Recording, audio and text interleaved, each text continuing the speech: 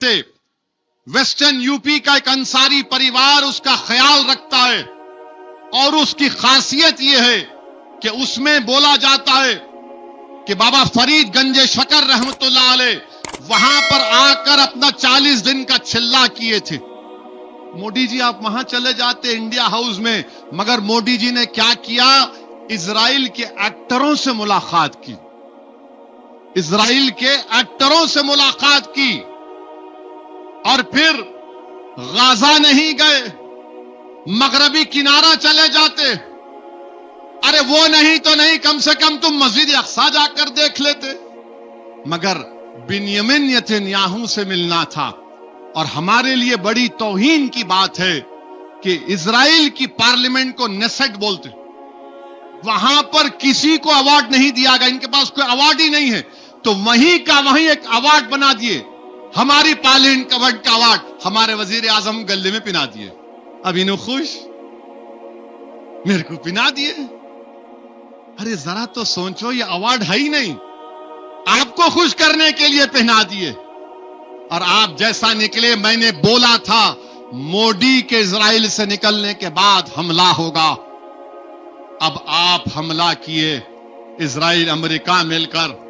मैं कह रहा था आपसे 2 जुमे की मेरी तकरीर उठा के दे सुन लीजिए कि कीमतें बढ़ेंगी, हुर्मुज, स्ट्रेट ऑफ हुर्मुज बंद, हमारा 60% तेल गैस सऊदी अरब से, इराक से, कुवैत से, कतर से गैस, और ये सब उसी से आता है।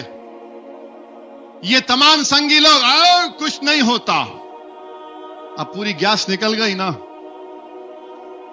पूरी गैस निकल गई। अब मैं पूछा था क्यों नहीं आप मजम्मत कर रहे, किसी मुल्क पर हमला हुआ तो खामनाई शियाओं के रहबर हैं, उनके लिए बड़ी शख्सियत हैं, आपने उस मुल्क पर हमला करके उनको कत्ल कर दिया।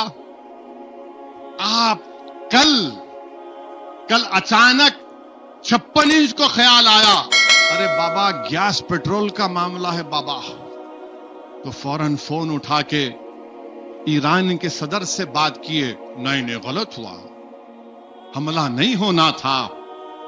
और फिर आप बात कर लिए उनसे, आप बताइए भारत क्यों ऐसा कर रहा है। आप मजम्मत करो ईरान पे हमला हुआ, आप मजम्मत करो जो दोहा में, दुबई में, बहरेन में, कुवैत में हुआ। आप क्यों जाकर ट्रंप और नेतन्याहू के साथ बैठ गए? क्या ये हमारी फॉरेन फारजा पॉलिसी है? हम न्यूट्रल थे 80 साल से, हमने हमेशा फलस्तीनियों की ताईद में भारत खड़ा रहा। मगर मेरे अजीज दोस्तों और बुजुर्गों,